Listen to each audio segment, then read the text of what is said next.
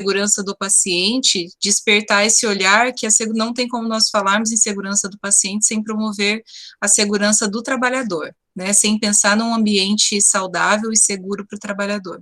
Se o trabalhador não está seguro, nós não conseguimos garantir a segurança para o paciente que nós estamos cuidando. Então, primeiramente, a gente gostaria de parabenizar vocês pela escolha do tema, né, bastante pessoas participando. Então, a gente já foi apresentada, a Fran apresentou, fez um resumo aí do nosso currículo, né, então só colocar que eu sou prata da casa mesmo, né, sou UEL desde da graduação, residência, mestrado, só saí para fazer o doutorado, mas voltei no pós-doc. E meu objeto de pesquisa sempre foi na saúde do trabalhador, planejamento da aposentadoria, mais especificamente, mas outros trabalhos, outros estudos relacionados à saúde do trabalhador, isso desde a residência ainda. No pós-doutorado, o objeto do meu pós-doc foi sob supervisão da professora Renata, perfeito, e foi o desenvolvimento e a implantação da revista ANH, que é a nossa revista vinculada ao nosso departamento de enfermagem, na qual hoje sou editora científica, e a Helenise também trabalha conosco, né, muito mais do que apoio científico ali na editoração da revista também. Então, nós temos recebido muitos trabalhos, muitos estudos, desde editoriais até estudos originais, relacionados à saúde do trabalhador. Então, como eu disse, eu acho que é um momento realmente em que a saúde do trabalhador ela está em evidência nos serviços de saúde e nos cenários de pesquisa também, tanto na prática quanto na pesquisa, na teoria também, tá? Vou passar para a Helenise fazer a complementação da apresentação dela, e a gente queria conhecer um pouquinho de vocês, só saber, assim, brevemente, né, a formação, se são todos da enfermagem, se estão na graduação, até para a gente direcionar. E a gente gostaria de fazer um bate-papo mesmo com vocês, tá? Eu vi que vocês estão interagindo aqui no chat, podem ficar à vontade, tá? Para fazer as colocações ou para abrir o microfone também a qualquer momento, a gente vai conversando sobre esse tema. Como a Paloma falou, né, eu também sou desde a graduação UEL, saí um pouquinho, né, que eu fui trabalhar, fui ver algumas outras coisas, fiz uma especialização fora em Curitiba, mas voltei para a UEL, né, e a saúde do trabalhador também sempre foi meu foco, né, trabalhei bastante com isso, com gerência, e acabei indo para a saúde do trabalhador, gosto bastante. Eu trabalho com riscos, tá? Risco de adoecimento mesmo do trabalhador. E, assim, a gente quer conversar mesmo com vocês, tirar as dúvidas. Eu acho que a pandemia trouxe um foco muito importante para a saúde do trabalhador. Na verdade, há décadas que nós temos uma condição de trabalho, assim, insatisfatória, né, mas agora que está vindo à tona, que está se mostrando como que o profissional precisa de um apoio, né, então nós vamos conversar isso com vocês, e vocês podem, durante, assim, a gente está falando, conversando, vocês podem perguntando, vocês podem tirando dúvidas, sem problema nenhum, pode chamando, que a gente vai tentar esclarecer tudo, tá? O pessoal já está colocando aqui, né, a Ana Luísa, a Paola, a Renata, a Stephanie, Lara, então a maioria de vocês são do curso de enfermagem mesmo, né, terceiro ano, segundo ano, então é mais para a gente conhecer aqui um pouquinho vocês, a aluna Maria Vitória do primeiro ano também, podem ir colocando ali no chat, tá? Só para complementar, então a gente vai fazer um bate-papo mesmo, tá? A gente vai fazer a apresentação de alguns slides mais para direcionar a nossa conversa, e aí fiquem à vontade mesmo para ir fazendo interrupções ou colocando ali no chat as questões. E, bom, para a gente começar a refletir um pouco sobre essa situação, como está hoje, né, nesse momento de pandemia, a situação da saúde dos trabalhadores, e o que são ambientes de risco, né? Todos os ambientes de trabalho de saúde são considerados ambientes de risco. Tem diferenças, né, entre o processo de trabalho de uma determinada categoria para outra. A enfermagem, ela é uma profissão que nós nos formamos e já vamos trabalhar em equipe multiprofissional, né? E nós nos formamos e já somos líderes, pelo menos líderes de uma equipe nós vamos ser, assim que nós nos formarmos, né? Então, a gente precisa estar preparado para identificar quais são os riscos nesse ambiente, se isso diferencia de um local de trabalho para o outro, né? Enquanto gestora hoje de serviço de saúde, eu vejo a importância de nós, gestores, estarmos sensíveis realmente à identificação dos riscos.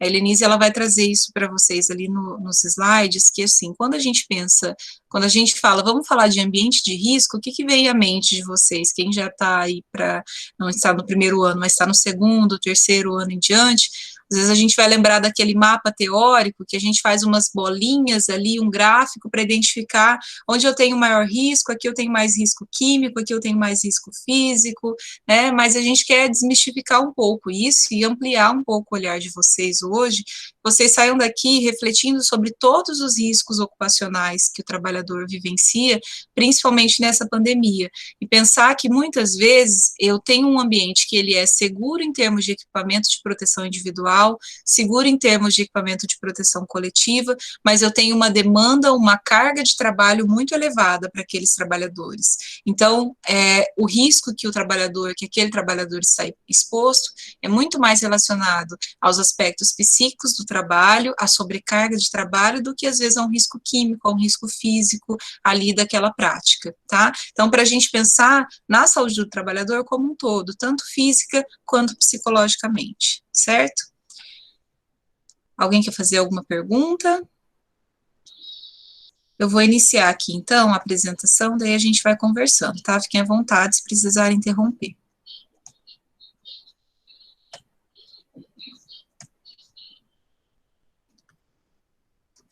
Deixa eu fechar aqui.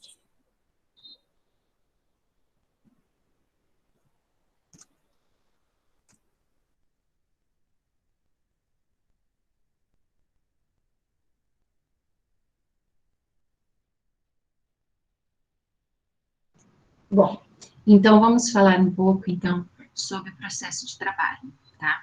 Então, assim, é fundamental a gente entender de que maneira as atividades e as condições de trabalho podem contribuir na disseminação, tá? Na disseminação do vírus, na disseminação do Covid, ou disseminação de outros tipos de doenças, tá? Então, é através desse entendimento que a gente vai fazer o quê? Que a gente vai estabelecer estratégia para enfrentar tudo isso, tá? Então, o Covid, ele trouxe para a gente que o processo de trabalho e o ambiente, eles são potenciais fontes de exposição a vírus, exposição a algum contágio, certo? Então, o que a gente tem que fazer? A gente tem que compreender o ambiente onde que a gente está trabalhando. Na verdade, quando a gente começa a estudar a saúde ocupacional, o ambiente de trabalho, a gente não fala apenas o ambiente de trabalho do trabalhador da saúde. Nós temos outros ambientes de trabalho também que geram riscos, tá? Se a gente for começar a ver como que surgiu a pandemia surgiu no ambiente de trabalho, né? Foi no mercado de frutos do mar, onde existiam animais vivos, e lá se começou o contágio do Covid. Então, foi num ambiente de trabalho. Que tipo de condição de trabalho que eles têm lá para ter feito essa exposição do trabalhador a esse vírus, né? E também a gente lê sobre os estudos que em Singapura, por exemplo, 68% dos 25 primeiros contaminados veio do ambiente de trabalho. No Brasil mesmo, a segunda morte veio de uma empregada doméstica, que ela contraiu da patroa, né? Então, o ambiente de trabalho não é apenas que a gente fala do ambiente da área da saúde, que a gente tem que compreender. É que aqui o nosso foco é o trabalhador da saúde, tá? Mas nós temos que compreender que todo trabalho, ele tem riscos, tá? Pode passar, Paloma. Então, os trabalhadores da saúde, desde o início da pandemia até agosto, aqui no Brasil, nós tivemos 257 mil trabalhadores da saúde infectados pelo novo coronavírus, tá? Desses, 226 profissionais morreram, certo? Vieram a óbito. Então, quais são as categorias mais vitimadas? são os técnicos e auxiliares de enfermagem, com 38%, os médicos com 21% e os enfermeiros com 15%. São as pessoas que estão ali, na linha de frente, como se diz, do trabalho, né? Pessoal, eu vou deixar meu áudio aberto aqui, só para ir complementando a fala da Helenise. Se ficar ruim, vocês avisam, por favor, que daí eu fecho de novo, tá? Com relação a esse slide, né, a situação da contaminação, deixa eu só abrir aqui de novo, só um pouquinho. A situação da contaminação dos trabalhadores de saúde.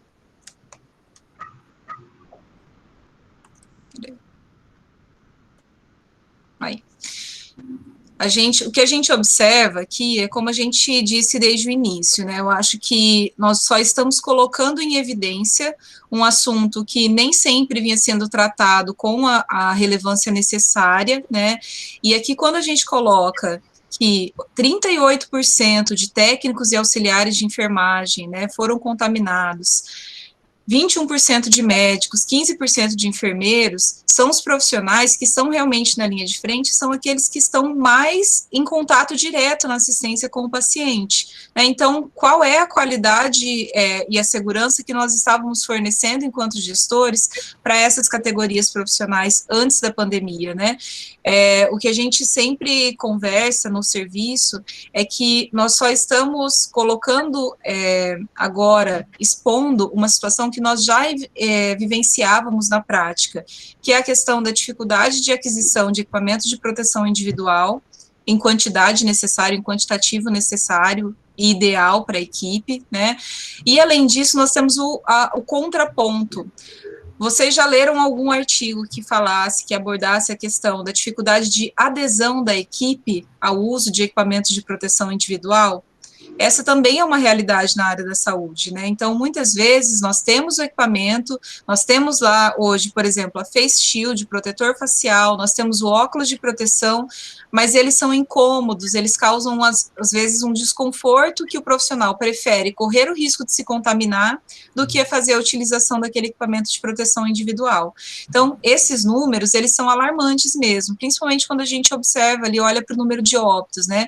226 profissionais de saúde já foram vítimas, né, já foram a óbito por Covid-19. Então, é um número que chama atenção, tanto pela dificuldade dos gestores em adquirir e garantir equipamentos de proteção individual e coletiva em número adequado para a equipe, mas também faz a gente refletir sobre a forma como esses equipamentos vêm sendo utilizados na área da saúde por essas diferentes categorias.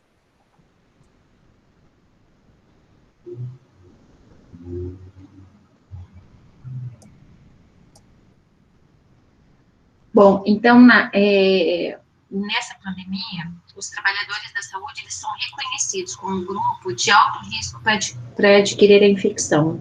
E eles estão na linha de frente, né, expostos a fatores que os colocam em maior vulnerabilidade para o contágio e do adoecimento.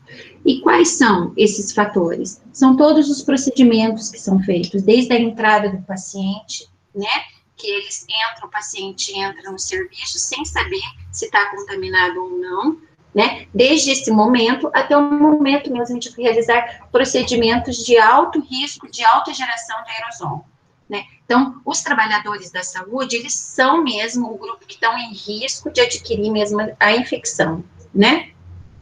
Isso. Então, quais são os riscos que a gente encontra no ambiente hospitalar? São acidentes, tá? Doenças, o sofrimento dos trabalhadores, poluição ambiental. Então, assim, todo risco, qualquer circunstância que existe no ambiente de trabalho pode causar dano à saúde. Então, acidentes são qualquer tipo de acidente. Acidente com material pérfuro cortante, acidente mesmo de queda, acidente de ergonômico, tá?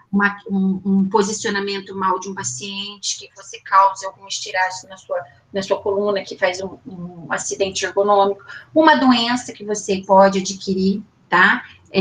Doenças geradas por produtos químicos, doenças geradas por contaminação biológica, tá? Sofrimento mesmo, sofrimento de exaustão, sofrimento da perda do paciente, sofrimento de vários turnos de trabalho, sofrimento de colegas de trabalho que às vezes não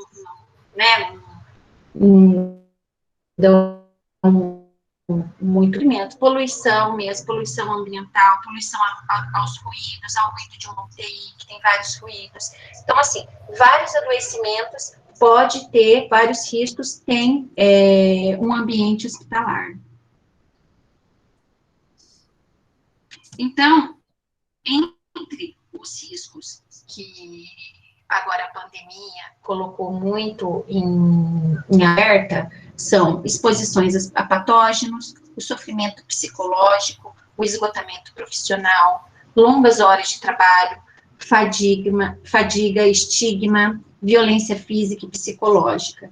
Então, assim, há relatos, tá? Tenho colegas que trabalham em São Paulo, que eles são violentados mesmo fisicamente e psicologicamente por trabalhar na área da saúde, tá?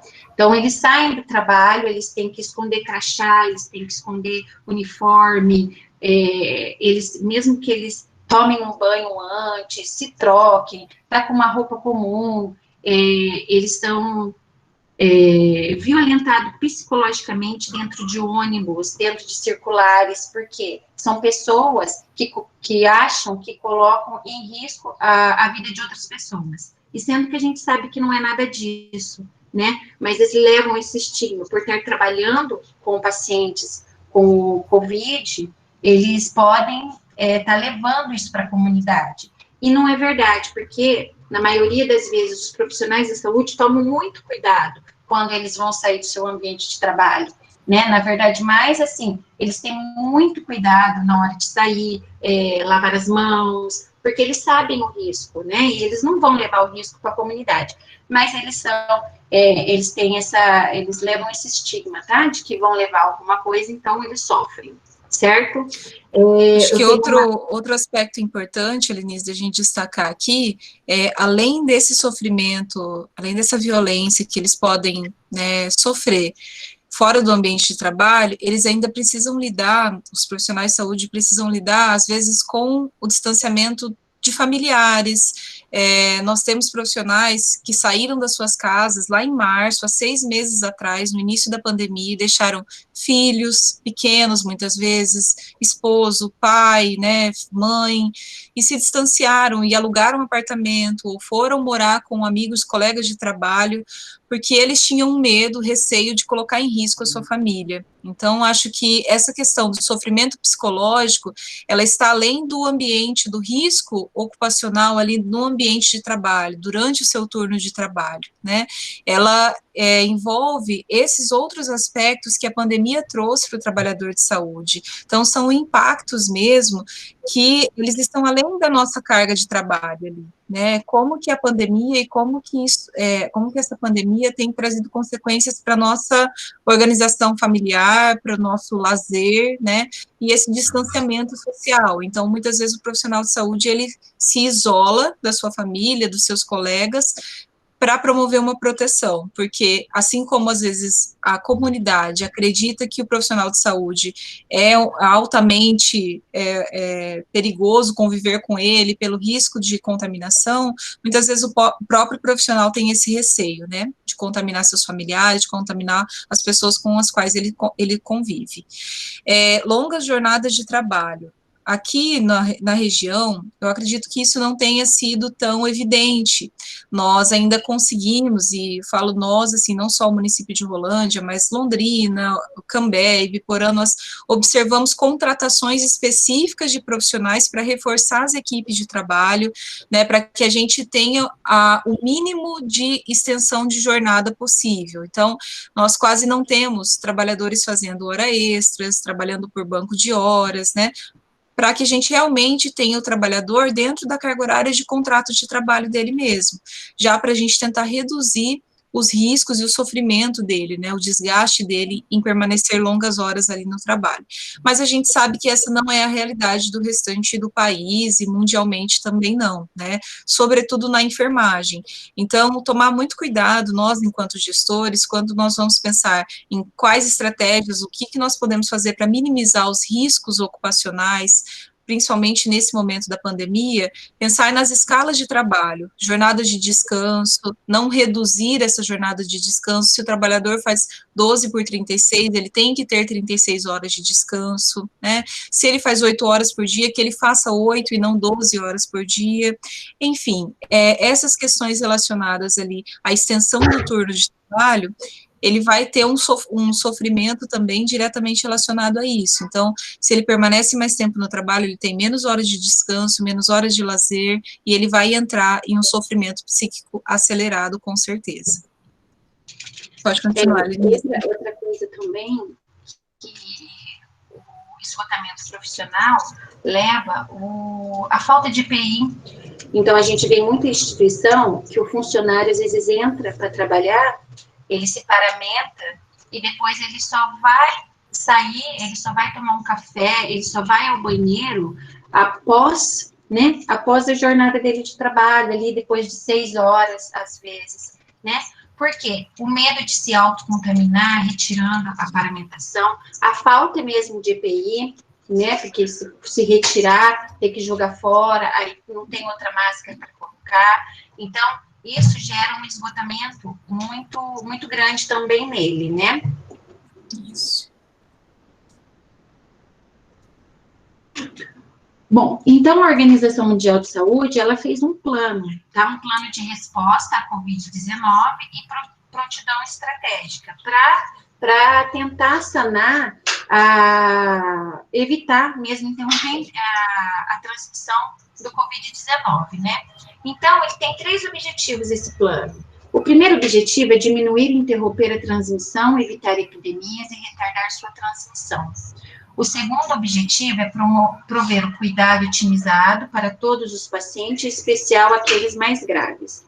E o terceiro objetivo é minimizar o impacto da epidemia sobre o sistema de saúde, serviços sociais e atividade econômica, tá? Então, assim, na verdade, a proteção dos trabalhadores mesmo, ele vem de fazer de pôr esses objetivos, né, em prática nas instituições de saúde.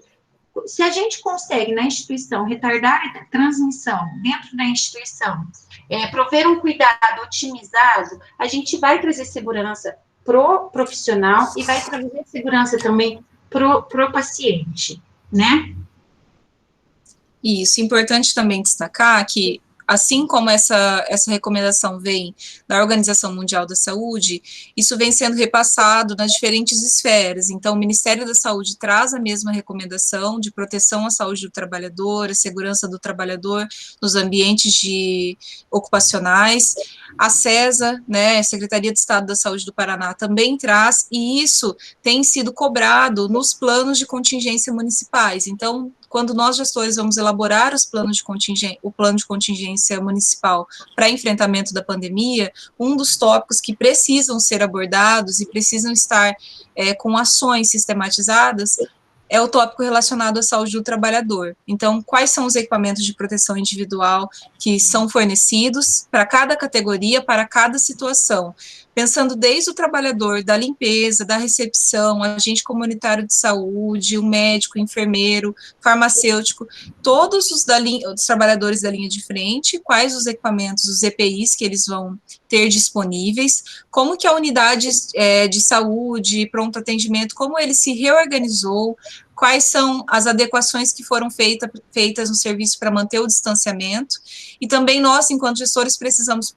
prever no nosso plano de contingência quanto eu tenho de cada material, de cada EPI. Então, se eu tenho uma quantidade para 60 dias, para 90 dias de máscaras, de aventais, de gorros, de forma que a gente não deixe esses EPIs faltarem nos serviços. Então, essa recomendação da Organização Mundial da Saúde, ela é muito presente desde o início da pandemia, e aí no final a gente conversa um pouquinho sobre todas as dificuldades de aquisição desses EPIs, mas só para vocês entenderem que isso vem sendo repassado em todas as esferas governamentais e está presente a nível municipal também.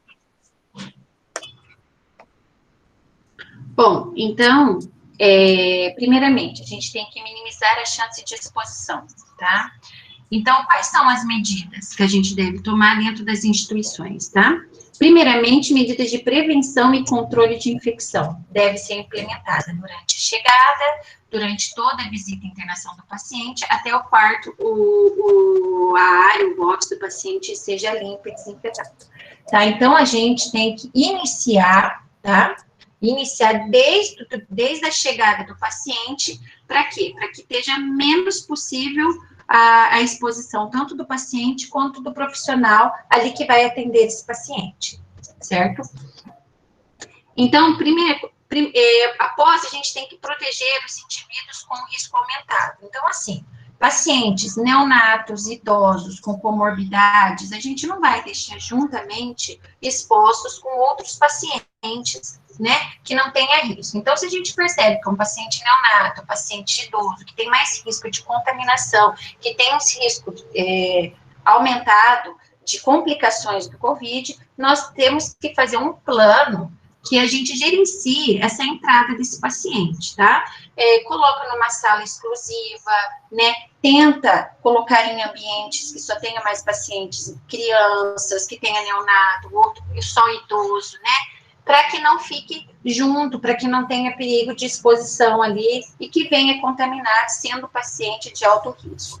Também a gente deve incluir nisso os profissionais da saúde, que também são considerados, né? Que nós temos profissionais da saúde que têm comorbidades, que têm hipertensão, que têm diabetes. Então, o que a gente tem que fazer? Um remanejamento de pessoal, né? Se eu tenho um trabalhador que não tenha problema de saúde, que tenha uma idade menos avançada, que está trabalhando em um determinado local e não tem exposição ao pacientes portadores do Covid, né, que estão com Covid, nós vamos fazer esse remanejamento dentro do hospital.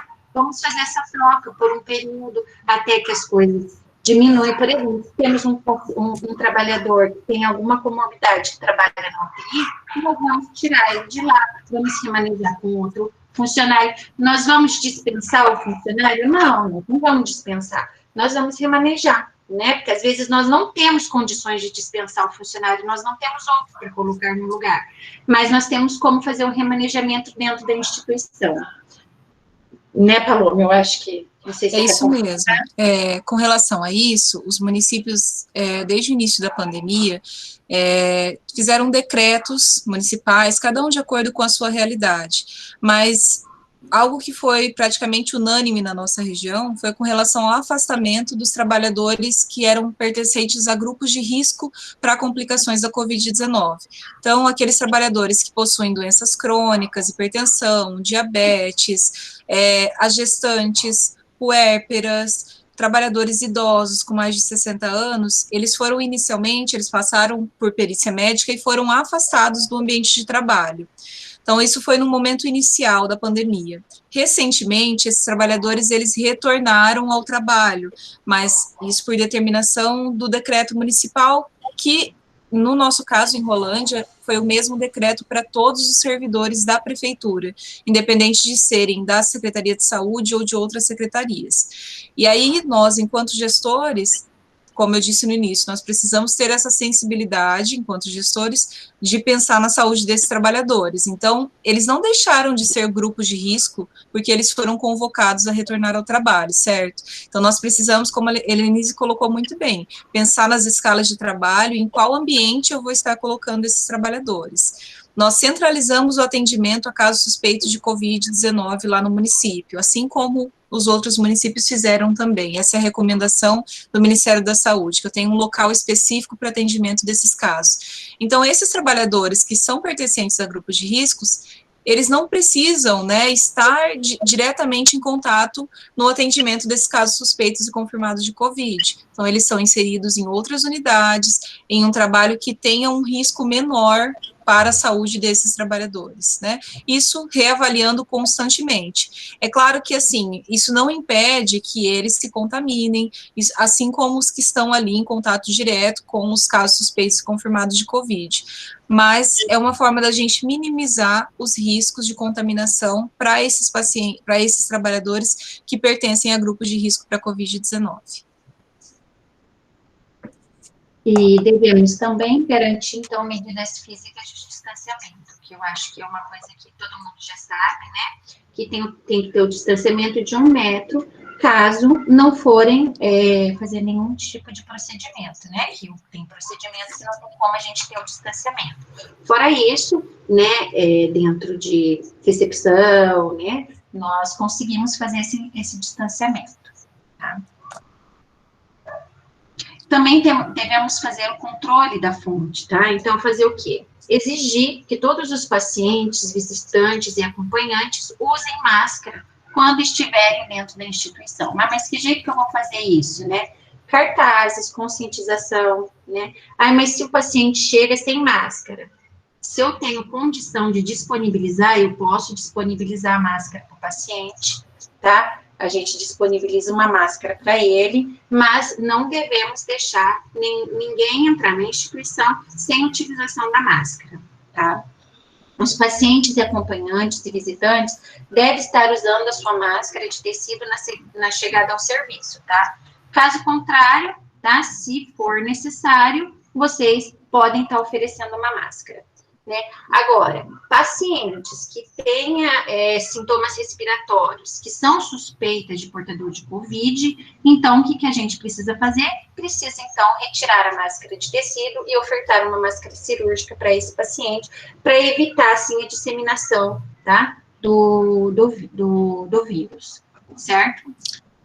Algo que a gente teve muita dificuldade desde o início da pandemia foi a garantia da máscara cirúrgica. A máscara cirúrgica, ela ficou em falta a nível nacional, né? Então, nós fazíamos várias licitações para adquirir a máscara cirúrgica e o pregão dava deserto. Quando a gente fala da deserto, é porque não teve nenhum concorrente, nenhuma empresa que se apresentou que conseguiu fornecer aquele equipamento, aquele material, tá? Então, realmente, no início da pandemia, hoje não mais, hoje a gente já tem uma situação mais estabilizada com relação ao fornecimento de máscara cirúrgica. Mas no início da pandemia, para os profissionais, nós acabávamos fornecendo a máscara PFF2 ou a N95, que é uma máscara indicada, a Helenise vai falar sobre isso também, mas indicada quando é um procedimento gerador de aerossóis, né? Nós acabávamos tendo que fornecer essa máscara, porque nós não tínhamos a máscara cirúrgica para comprar, né, disponível para esses trabalhadores. E também não tínhamos, em consequência, para o paciente que chegava ao serviço com sintomas respiratórios. Então, a gente priorizava que fosse fornecido para esses pacientes no início, mas depois de um tempo eles acabavam vindo quando o decreto estadual e o municipal entrou em vigor da obrigatoriedade do uso de máscara, eles vinham com a máscara de tecido e muitas vezes permaneciam com a máscara de tecido no interior do serviço de saúde, tá? Lenise, eu não estou conseguindo ver o chat ali, não sei se chegou alguma mensagem, alguma fala. Elas estão pedindo que se tiver dúvida para deixar, que daí a gente responde no final, tá? Bom, daí, umas orientações que devem ser feitas ao paciente, que eles podem remover, tá, a máscara quando eles estiverem em quarto individual, tá? A partir do momento que eles forem internados e ficarem em quarto individual, eles podem estar dentro do quarto sem a máscara, tá? Por quê? Porque a máscara gera incômodo, a máscara dificulta a respiração, se ele estiver com algum sintoma respiratório, a máscara dificulta, então eles podem estar fazendo a retirada da máscara quando ele estiver no quarto individual, ao contrário se ele estiver numa enfermaria, certo?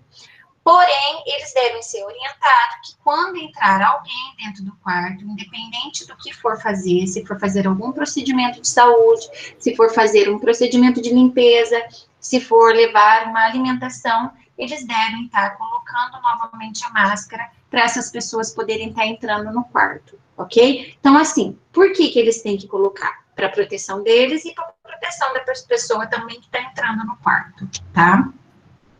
E o profissional da saúde, ele é recomendado que utilize sempre a máscara cirúrgica, obrigatoriamente por todo o período de tempo que ele ficar na instituição, certo?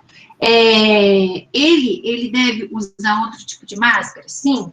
Quando ele for fazer procedimento que gere grande quantidade de aerossol, aí ele precisa, além de estar paramentado, tá, gente? Da precaução de luva, o capote, tá? Toda a paramentação dele, ele deve estar com a máscara PFF2 ou N95, tá? Nesse caso. Para os outros tipos de procedimento, ele pode estar utilizando, sim, a máscara cirúrgica, tá? A máscara de tecido, ela não é EPI, tá? Ela não é um equipamento de proteção individual. Então, ela não deve ser utilizada nas instituições pelos trabalhadores de saúde que estão em contato direto com o paciente e que vão ficar a menos de 1 metro desse paciente, tá?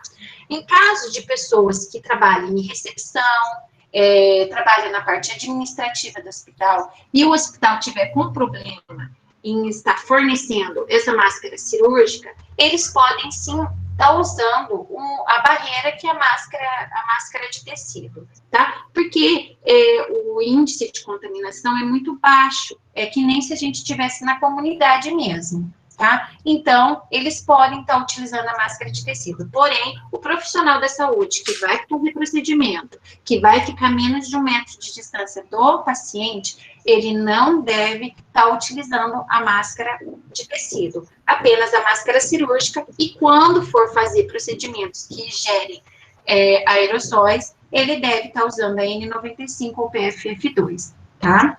E também pode estar usando a proteção para proteger também a máscara, também ele pode estar fazendo uso, né? Deve, na verdade, né? Você quer complementar, Paloma?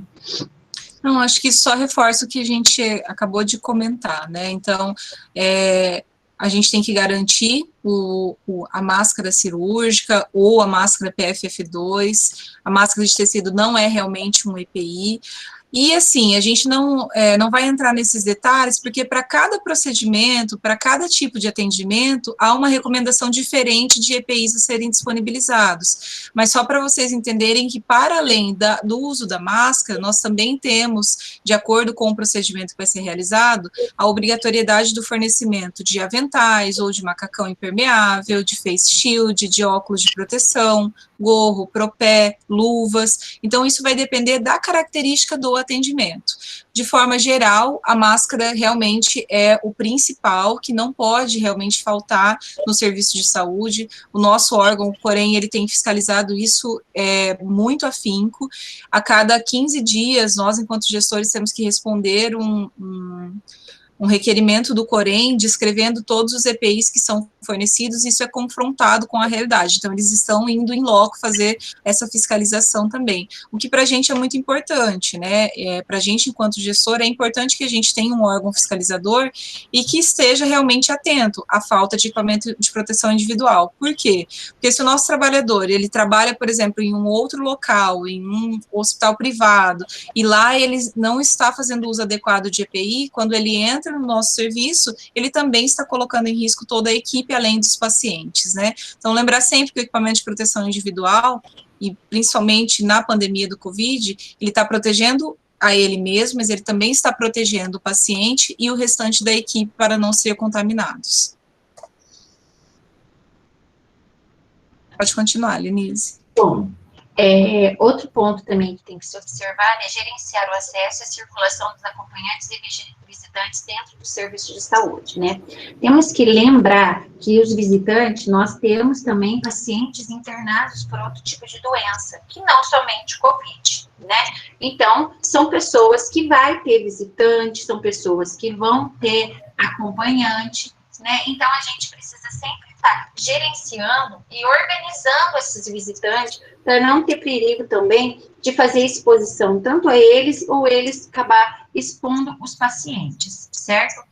Os pacientes de COVID têm as situações em que eles recebem visita, né? Então, mas tem que se limitar o número, tá, de visitante a eles, e apenas aqueles que é judicialmente necessário, tá? Pacientes que necessitam de cuidados 24 horas, né? Pacientes que são acamados e que estão com Covid, criança que precisa de acompanhante, certo? Então, assim, eles também precisam, os acompanhantes e os visitantes tem que ser gerenciado na forma de entrada, do como que eles têm que fazer a higienização, como que eles devem utilizar máscara, como que eles devem tocar no paciente, se eles podem tocar, se não pode. Então, a gente tem que gerenciar, tem que orientar para que não tenha perigo, não tenha perigo nem deles expor os pacientes e nem mesmo eles se contaminarem, né? Bom, no momento, o que a gente deve é restringir ao máximo o número de visitantes aos pacientes suspeitos ou confirmados de Covid, né? Então, o que nós devemos fazer? Hoje em dia, com a alta tecnologia, está se fazendo muito uso de tablets, de celulares, para que os pacientes possam ter contato com os familiares, e os familiares não precisam estar indo na instituição, não corram risco, tá? Mesmo também pacientes que às vezes ficam na unidade, que tem apenas Covid, que fica difícil a visitação, né? Então, a tecnologia veio para isso, veio para ajudar a gente nessa fase, e eu acho que toda instituição deve fazer uso, é fácil de manusear, né? Os pacientes têm contato com o familiar, mata um pouco da saudade, que às vezes o paciente que fica aí mais de 14 dias, 15 dias internado e não pode estar vendo, isso pode ser usado dentro de UTI, dentro de unidades de internação, sem problema nenhum, né?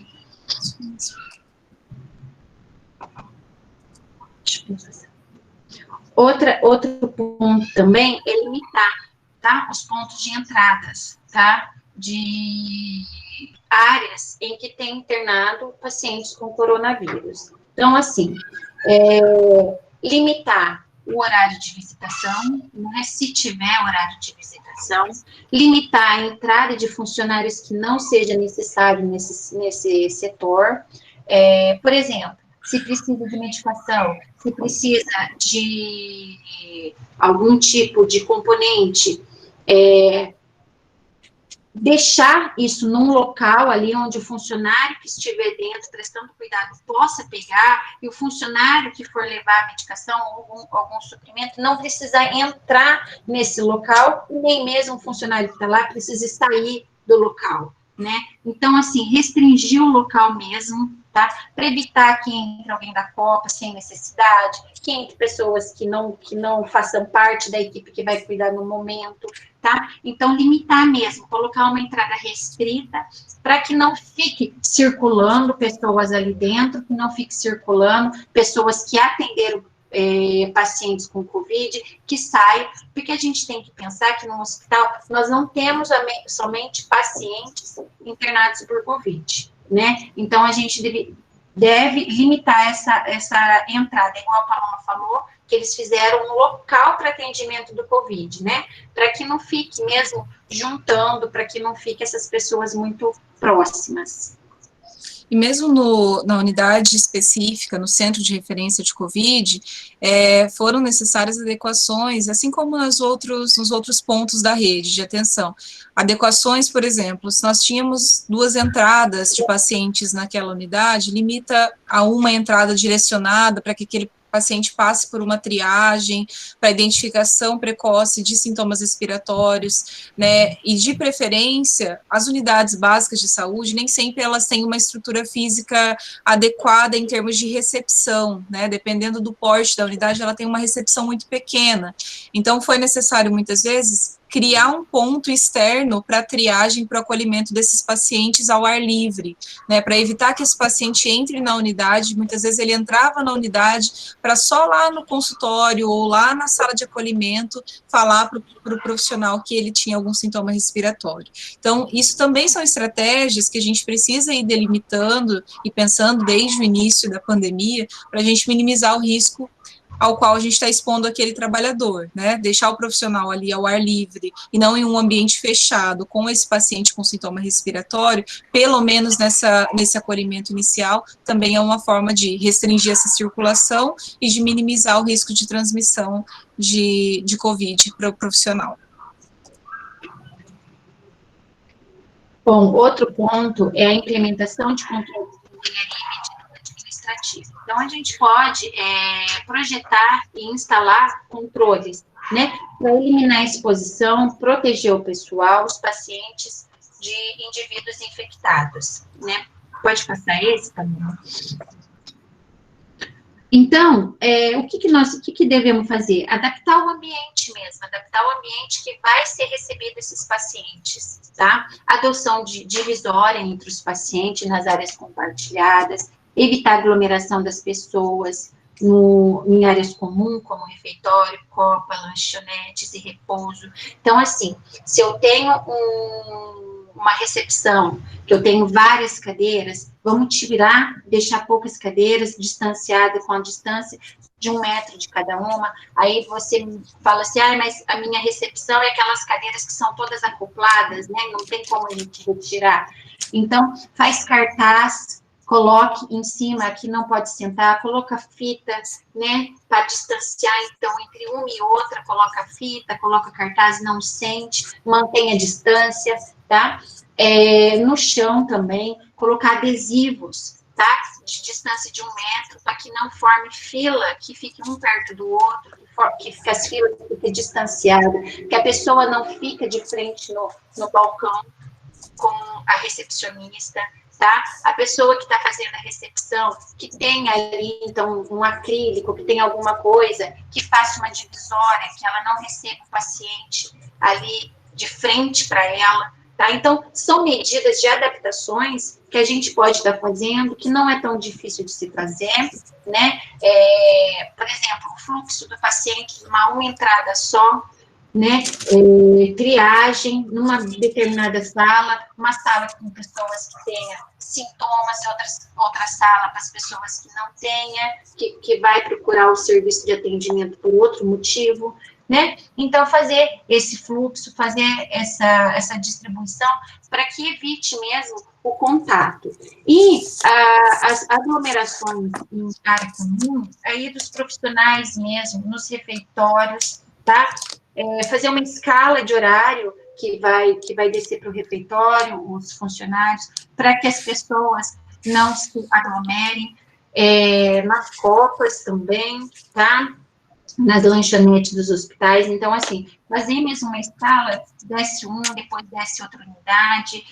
As unidades que tem o paciente de Covid, geralmente eles não vão para refeitórios, né? Eles fazem a alimentação mesmo na unidade, na copa da unidade, né? Para quê? Para evitar mesmo esse contato com outros profissionais de outras áreas, certo? Paloma, você quer falar alguma coisa do serviço?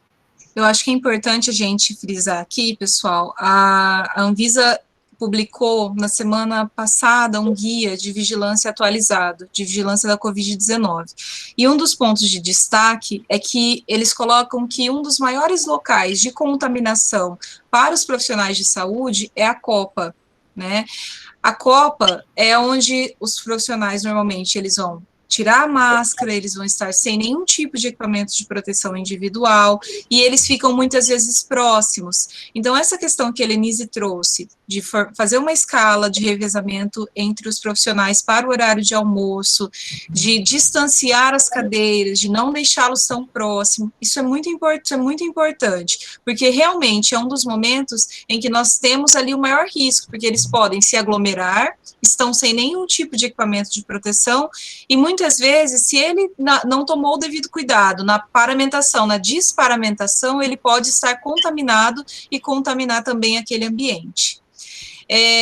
A gente tem uma outra realidade na prática com relação às copas também nas unidades, nos pontos de atenção da rede. Muitas vezes a copa, ela é um local pequeno, né, de 3, 4 metros ali, quadrados, é muito pequeno, né, 6 metros quadrados, e, por exemplo, nós temos uma realidade de uma unidade básica de saúde que nós temos mais de 70 profissionais. Então, criar essa escala de revezamento, garantindo que todos consigam almoçar, utilizar a copa, nem sempre é uma tarefa fácil para o enfermeiro que está ali na coordenação daquela unidade. Então, nós tivemos que repensar outros espaços dentro da unidade, autorizar o uso de outras salas, para que esses profissionais não fiquem aglomerados em um espaço pequeno, tá? Então, a gente precisa realmente pensar nesses momentos. Às vezes a gente pensa muito ali no dia a dia, né, na onde o profissional está prestando assistência direta ao paciente e esquece de pensar na copa. Mas a copa é um dos ambientes em que há maior risco de acontecer a contaminação dos trabalhadores também, tá? É toda essa parte da identificação, desde a recepção, identificação com faixas, de distanciamento entre os pacientes, de colocar identificações visuais nas cadeiras, nas longarinas, para evitar que esses pacientes sentem um ao lado do outro, né? Tudo isso é muito importante, mas pensar também na área de repouso e também na copa ou lanchonete ali utilizada para o almoço e para o intervalo desses profissionais.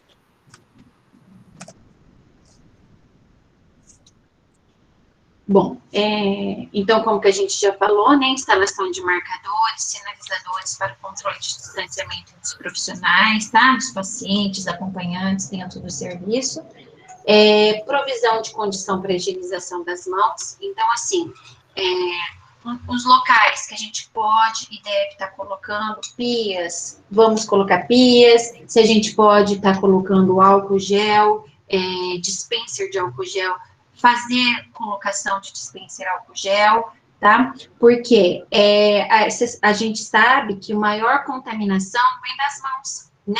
Nas mãos que a gente toca, nas mãos que a gente toca o mobiliário, né? A gente toca o nosso rosto, a gente cumprimenta. Então, sempre manter as mãos higienizadas. Então, colocar mesmo pontos de higienização em pontos estratégicos, onde saída de funcionário, saída de paciente, em local de entrada de paciente, entrada de quarto, corredor, né? Perto de elevador, perto de escada.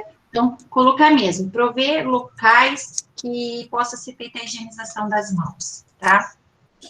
Outra coisa é os espaços, né, que você pode deixar aberto, né? Então, a gente mantém o local aberto com iluminação, com ventilação, tá? Adequada, para que não tenha ali uma saturação do ar, né? Então, se a gente pode deixar uma recepção com as portas abertas, janela aberta, a gente deixa para estar ventilando, para estar circulando o ar, tá?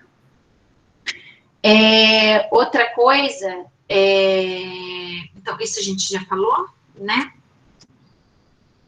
Bom, e agora o que nós temos as condições de trabalho atual, né? Então, assim, a gente tem visto bastante notícias sobre o trabalho dos enfermeiros, que as condições inadequadas de trabalho, e para a gente ter um atendimento seguro, para a gente ter um atendimento de qualidade, nós precisamos preservar esse trabalho, né? Nós precisamos preservar a saúde do trabalhador para que eles possam prestar um atendimento de qualidade, porque um trabalhador cansado, um trabalhador exausto, um trabalhador que não consegue sentar, que não consegue ter uma condição, que não consegue ter um equipamento, que não consegue ter um insumo suficiente, ele fica estressado, ele fica cansado, e daí ele não presta um serviço de boa qualidade, e onde vem os erros, tá?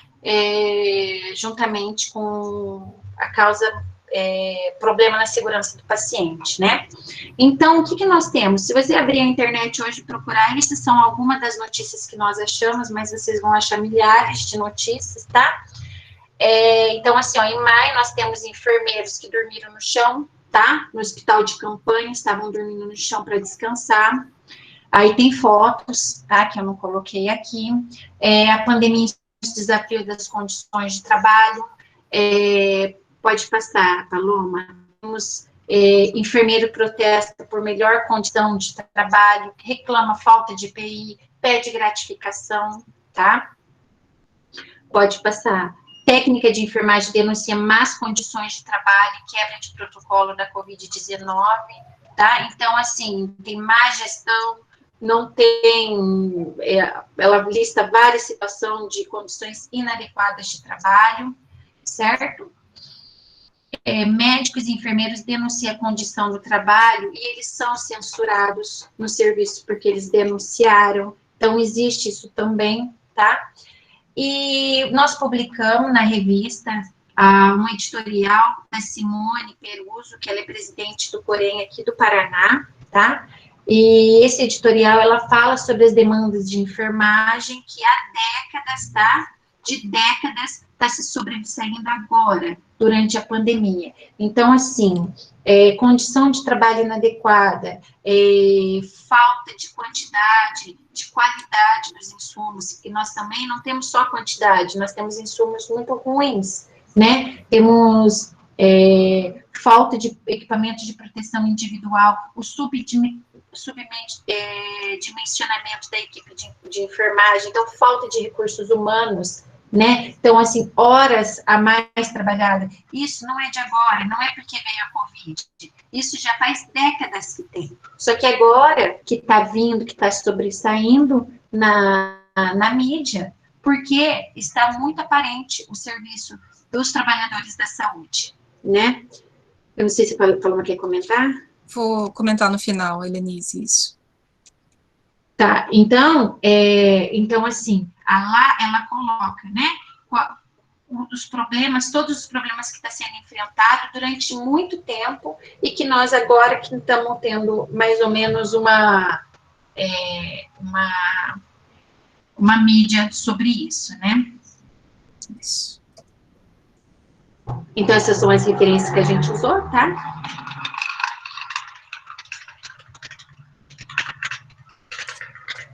Isso. Deixa eu só ver aqui o chat, se tem alguma dúvida. Tá, acho que a gente vai para as dúvidas primeiros, né? Primeiro, né, Lenise? Depois a gente abre para vocês, se vocês quiserem fazer alguma colocação, e aí, senão, a gente faz as colocações finais aqui, tá?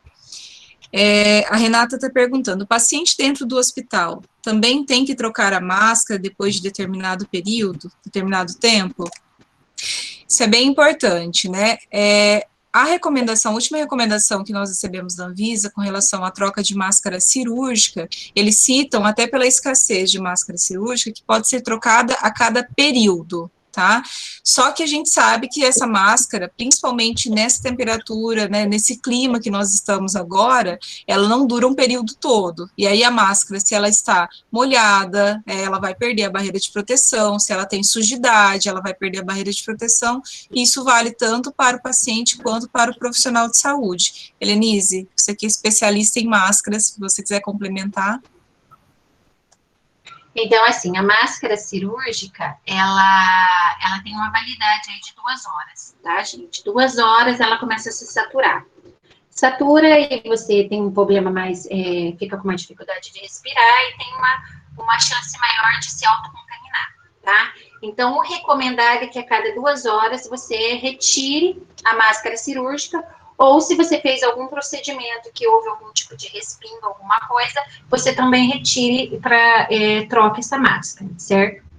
A máscara N95 ou a PFF2, ela pode ser usada por um tempo maior, tá?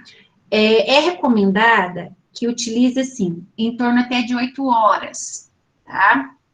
Mas, assim, nós sabemos que o turno de serviço é de 6 horas, né?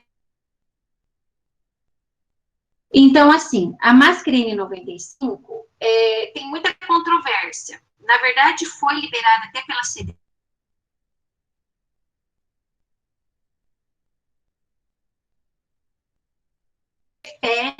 que ela seja utilizada por maior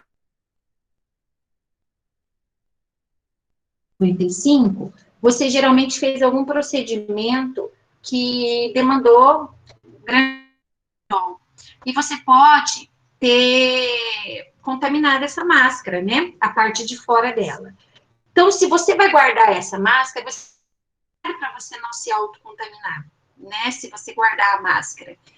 Então, eles recomendam não estar reutilizando, eles te recomendam estar utilizando ela por um longo período de tempo, mas não retirar ela a toda hora, né? É isso Sanou a mesmo. E dúvida? aí, aproveitando, falando da N95, acho que dá para a gente para a pergunta da Stephanie, que ela está perguntando quando não tem máscara N95 suficiente para todos os profissionais de saúde, como fazer? Então, assim, essa é uma preocupação que nós temos desde o início da pandemia, a questão da falta não só da máscara, de todos os EPIs. Mas quando nós começamos a fornecer N95, porque nós não tínhamos máscara cirúrgica, essa era uma outra preocupação. Até que ponto nós vamos ter máscara N95 para fornecer para os profissionais? E será que nós vamos chegar no momento em que o profissional ele tem que fazer um procedimento gerador de aerossol e aí eu não tenho a N95 para fornecer? Nós não chegamos nesse momento, né? Nós não ficamos sem a máscara N95 para fornecer. O que é importante, Stephanie, eu acho que é assim, se você identificou no serviço alguma situação em que o profissional ele estava realizando um procedimento que ele precisava de uma N95, de uma PFF2, que era um procedimento gerador de aerossol, e ele não tinha esse equipamento de proteção, isso precisa ser comunicado para a chefia imediata, para o gestor da instituição, tá? E se nada resolver, a gente tem que acionar o nosso órgão, que no caso é o Corém, tá? Nosso órgão fiscalizador. Porque nós, enquanto instituição, nós sabemos da nossa responsabilidade de fornecer o equipamento de proteção individual, tá? Então, primeira questão, eu acho que é procurar a chefia imediata, né, e solicitar que seja fornecido aquele EPI para a realização daquele procedimento. E avaliar também, às vezes ele está fornecendo, nessa situação, a PFF2 ou a N95, por falta da máscara cirúrgica, e às vezes é um procedimento que não precisa daquela máscara, pode ser feita com a máscara cirúrgica, tá? Um atendimento que não vai ali ser, por exemplo, uma intubação, tá? É um procedimento não invasivo para o paciente, tá? Quer complementar, Lenise? Lembrar bem que a máscara cirúrgica, ela não protege, tá? Contra os aerossóis. Ela tem pontos soltos, certo? E ela não faz a vedação que a máscara N95 faz a vedação, tá?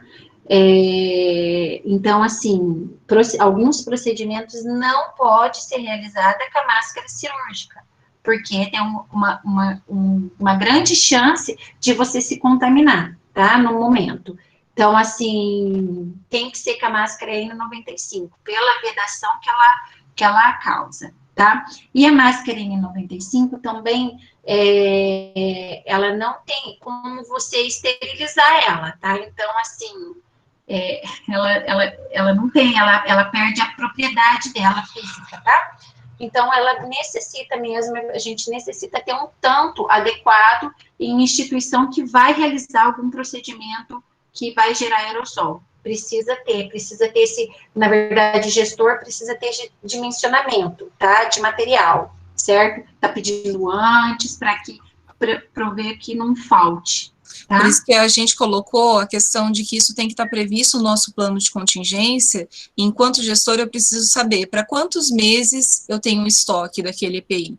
E esse levantamento, ele é feito quase que diariamente nos serviços, né? O gestor, ele precisa saber dia a dia qual é o consumo e por quanto tempo ele ainda tem insumo suficiente, né, para não chegar a esse ponto de faltar.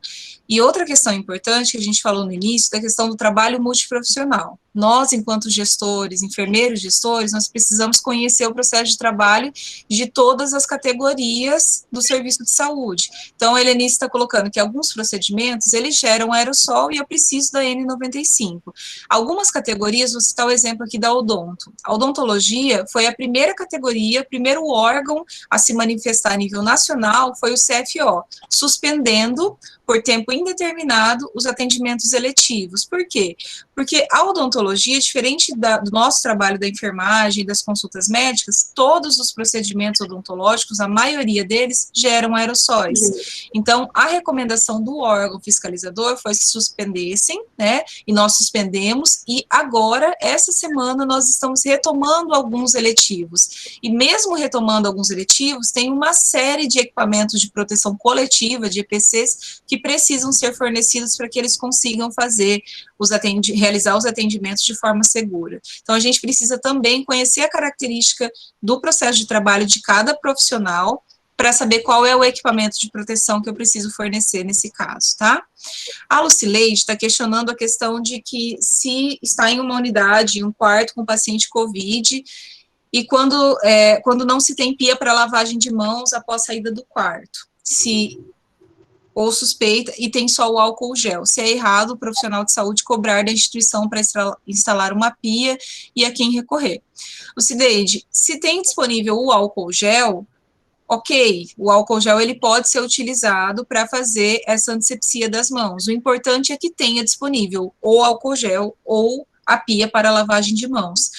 Nem sempre a gente vai conseguir terapia em todos os locais, tá? Isso não só a nível hospitalar, a nível de atenção primária, de pronto atendimento municipal também. Então, que o álcool gel esteja disponível em todos os ambientes, isso é o preconizado pela Anvisa, tá?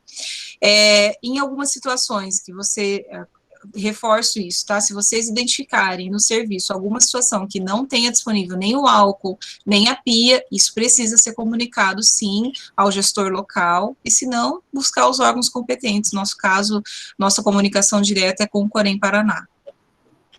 Helenice, quer complementar?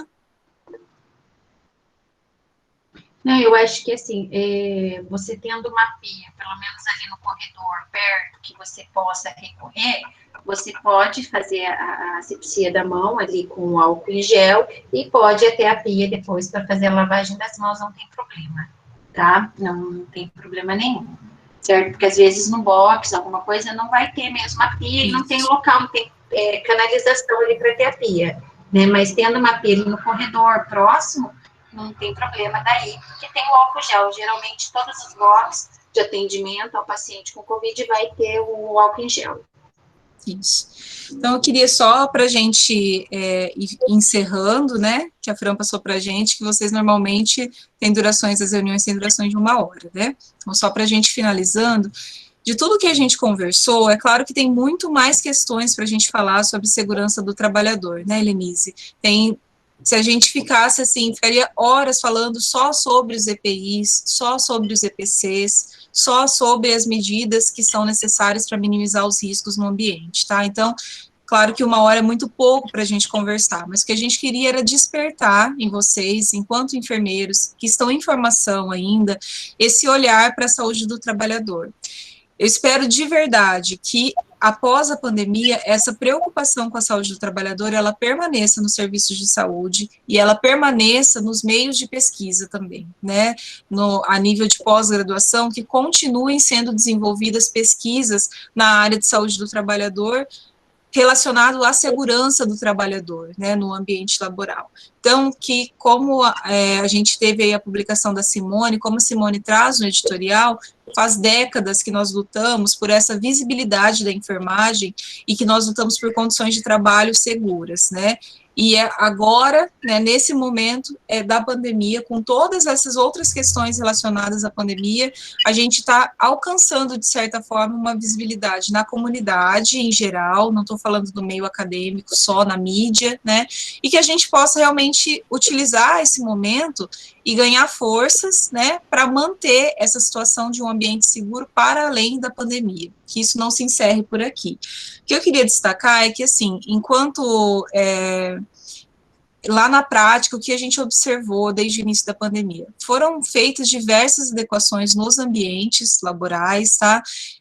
Desde essas questões que a Helenise pontuou muito bem, de identificação do ambiente, de delimitação de cadeiras, de delimitação de espaço físico, onde o paciente pode sentar, onde não pode, de puxar esse acolhimento, às vezes, para um ambiente externo, de fazer um fast track, que é uma rápida triagem para identificação de sintomas respiratórios, suspensão de atendimentos, por exemplo, eletivos, não só odontológicos, tá, de enfermagem, consultas médicas, priorização de atendimentos de urgência e emergência, que isso foi feito até o primeiro mês da pandemia, mas ao mesmo tempo a gente já observou rapidamente um agravamento de situações crônicas de saúde e tivemos que retomar, enquanto atenção primária, os outros atendimentos. E aí, de que forma que a gente retoma garantindo a segurança? Então, a segurança do trabalhador, ela permeia todo o processo do gestor desde o início da pandemia, né, e muito antes disso também. Então, quando a gente para sentar e pensar como que eu vou agendar a consulta desse paciente, quantos pacientes eu vou marcar por hora, para não aglomerar na unidade, eu estou pensando na segurança do paciente, estou pensando na segurança da minha equipe também, né. Então, essas adequações na estrutura e no processo de trabalho dos serviços, elas são fundamentais nesse momento da pandemia também, tá?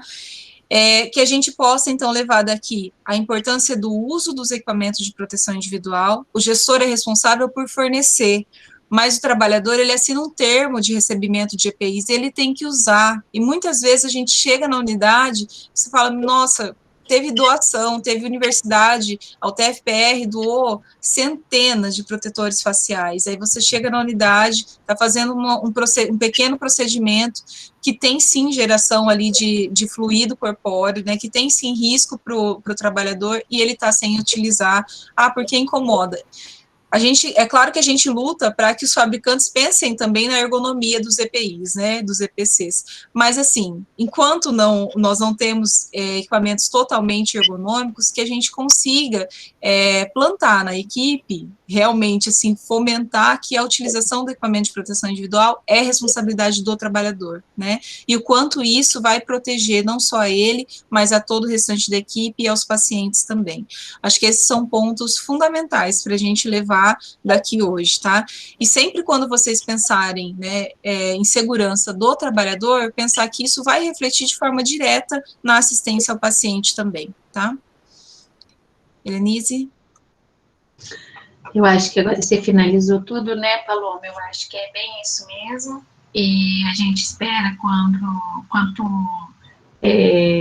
pesquisadora da saúde do trabalhador, né, que isso continue mesmo, que essa preocupação vai além do que a pandemia, né, que essa pandemia, que se Deus quiser, vai acabar, mas que essa preocupação não vai, porque além de Covid-19, vem outras doenças, nós temos outras doenças que são infecto-contagiosas, outras doenças que os trabalhadores estão expostos, então, assim, que crie mesmo uma conscientização, tanto de gestor, quanto de profissionais mesmo da saúde, dos trabalhadores mesmo, em estar utilizando esses EPIs, em estar utilizando da maneira correta, de se estar paramentando, desparatando corretamente, que tenha preocupação com o paciente também, né, que tudo isso também leva à segurança do paciente, né, então, que isso continue, né, e que esse olhar agora para os profissionais da saúde seja melhorado, né, é o que a gente deseja enquanto pesquisadores dessa área, enquanto estudantes dessa área, né, e que a gente almeja, né, e a gente agradece, né, vocês querem esse tema, é muito enriquecedor, tá? Fran, mais alguma questão? Meninas, vocês todos que estão participando, se quiserem aproveitar, estamos à disposição. Eu vou aproveitar esse finalzinho e perguntar, não teve um aumento de adesão do uso dos EPIs ou dos EPCs, mesmo pelo medo dos profissionais? Teve sim, isso a gente observou já nas primeiras semanas. Vou falar um pouquinho agora enquanto atenção primária especificamente. Se no hospital já é difícil conseguir adesão ao uso de EPI, na atenção primária é muito maior a dificuldade, porque o profissional tem uma resistência muito grande, então ele usa basicamente o jaleco, que é de manga longa porque é obrigatório, porque senão ele usaria o de manga curta, como usou por muito tempo, mas logo no início da pandemia, o trabalhador ele tinha muito receio da contaminação, então teve sim.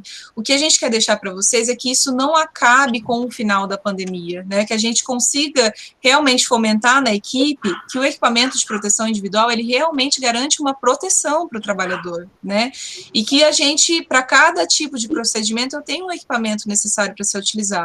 Infelizmente, hoje, 6 meses após o início da pandemia, o que a gente observa? Primeiro que nós temos realidades diferentes em municípios diferentes. Eu tenho municípios que nós já observamos uma curva epidemiológica decrescente de casos, e tem município que a gente está em franca expansão de número de casos e de óbitos, que é o nosso caso lá em Rolândia.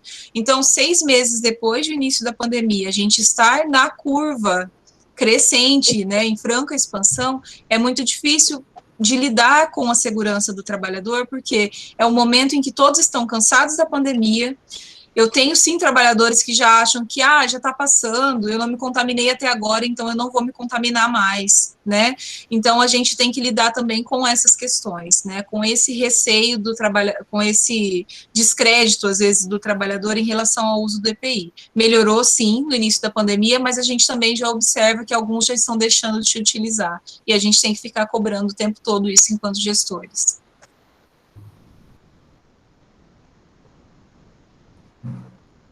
Muito obrigada. Mais alguma dúvida, pessoal?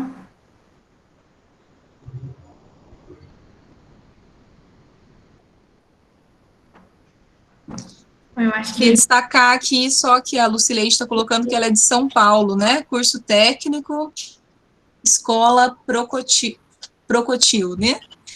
Então, muito obrigada pela participação, Lucileide. E parabéns, pessoal, pela organização. Acho que é um tema muito importante, como a gente disse no início, né? As dúvidas que surgirem depois, a gente se coloca à disposição também, a Fran tem o nosso contato, a gente está à disposição para esclarecer as dúvidas, tá? Que a gente tem outros momentos para refletir sobre a saúde e a segurança dos trabalhadores também.